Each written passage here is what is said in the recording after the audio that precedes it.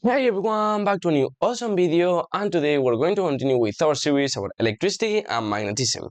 Today we will continue with electric potential, and this will be the last video about it. We will treat some more generic surfaces, such as the generic surface, also a ring, and we will calculate the electric potential along x-axis, and we will also find the electric potential generated by a rod. So let's start.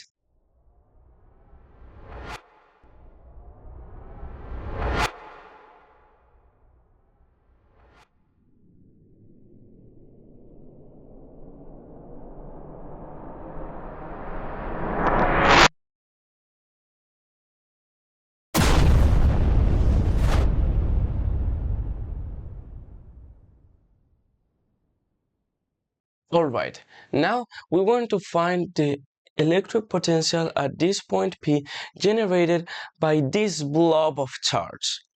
What we're going to do is to find a small blob of charge. We're going to define over here and we'll call it dqs. And now we're going to define a vector that points from this small blob of charge to P, and we'll call it R dqs, P. Now that we have this, we need to calculate the electric potential difference because that is what we have formulas for. So we will take a trajectory that goes from far away to over here, a point in which the potential is 0. In that way, we are just going to calculate the potential difference between infinity and this point, and we're going to get the electric potential at this point.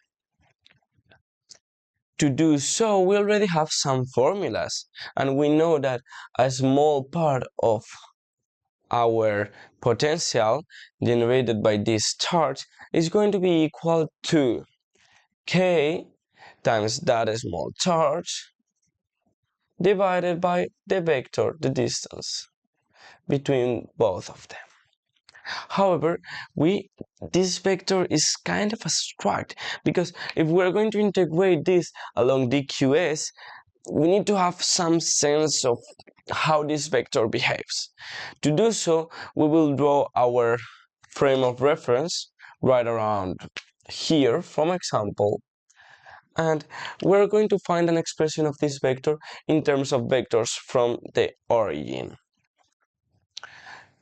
To do this, we will draw a vector triangle that goes this way. First we have a vector r dqs, and then we have this vector rp, and we find that r dqs plus r dqsp equals rp. So rp equals r dqs plus r dqs P. Therefore, we know that R dqs, P equals Rp minus R dqs, and that is the R we are going to be integrating through. Now, when we want to calculate the electric potential, the total electric potential, we're going to have an integral over dvs. And we're going to integrate over the whole charge, over the whole of our charge Q. And what we are going to find is that this is an integral of K dqs divided by the magnitude of this vector, Rp, which is something we know, and R dqs, which is the vector we're integrating through. To finalize this, we should express this dqs in terms of volume element on this blob of charge, and this r will become the distance from that volume element to the origin, and we should also find some suitable limits of integration. However, this is how far we may go on finding a generic surface. Now let's start with some more concrete examples. If we have a ring of charge around here, we're going to follow a very similar procedure. We will start by defining our dqs, a small part of our charge right around here. And now we need to find the distance between this dqs and our point P, and we realize that there's a constant distance because this is along the axis. So we're going to have two parts, the R and a height Z, at which the point P is, and the distance by the Pythagorean theorem is going to be equal to, so R dqs comma P is going to be equal to the root of C squared plus R squared. Just simple Pythagorean theorem. Now we can substitute this in the formula we found earlier to see that the electric potential at point P is going to be equal to the integral along the ring of K dqs divided by C squared plus R squared. Now if you realize these two are constants along the whole ring, therefore we can take them out of the integral and we end up with K over C squared plus R squared to the 1/2 times the integral over the ring of dqs. And if we're integrating over the charge over the whole ring, what we're going to find is just the total charge of the ring, and we can just call that Q and find that the potential, electric potential, is going to be KQ over the square root of C squared plus R squared. And that is the solution to this problem. Note that we can take also an approximation to see how things work, and if we take the point at which Z is much bigger than R, we can approximate this factor. So we would make C squared plus R squared to the minus 1/2 equals C over here. So we're going to take 1 over C, the common factor, out, and we're going to make this 1 plus R squared over C squared to the minus 1/2. So you see that if I multiply these two, this is C to the minus 1, we'll get a C squared over here that will give us that, and it will cancel the other factor. Now, as C is much bigger than R, this is going to be really small, and we can make an approximation, a linear approximation to the first order, which is going to give us 1 over C, 1 minus 1/2 R squared Z squared.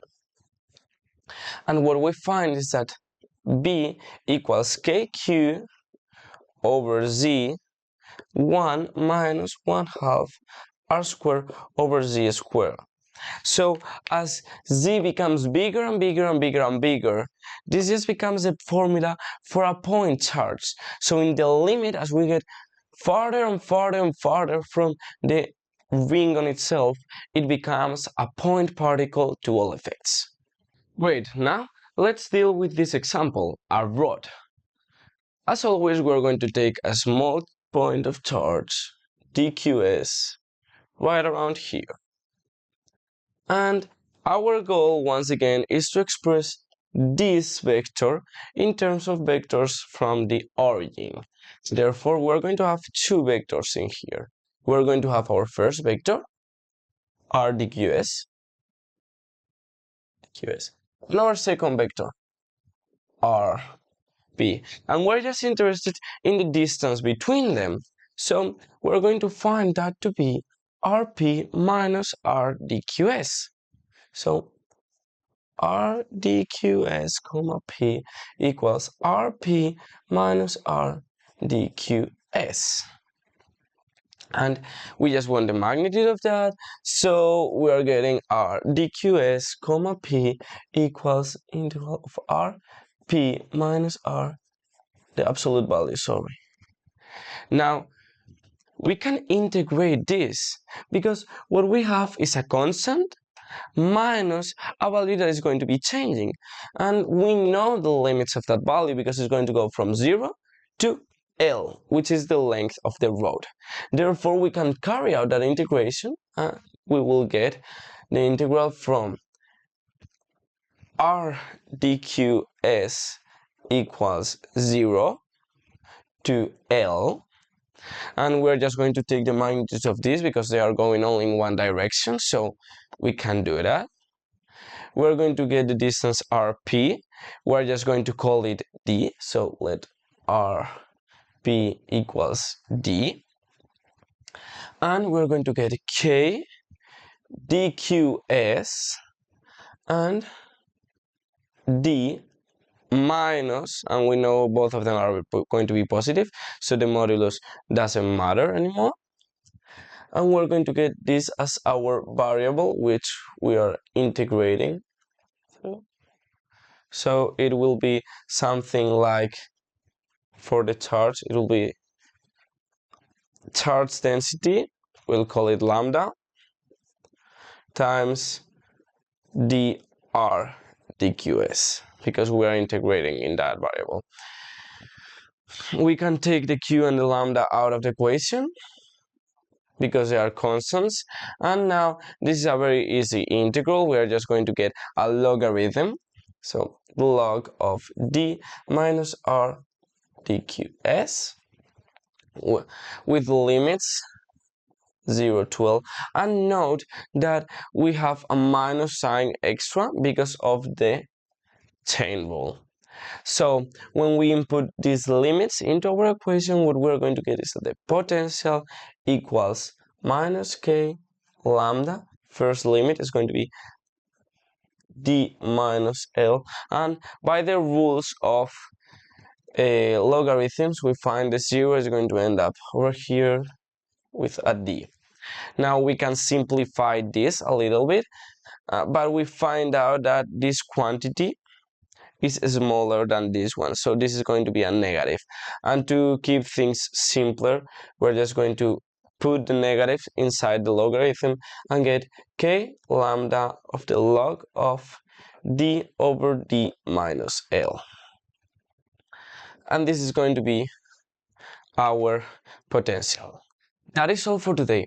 I hope that dealing with these more strange surfaces and volumes of charge helped you get a better understanding of how to use the tools you have at your advantage to calculate electric potential in different situations.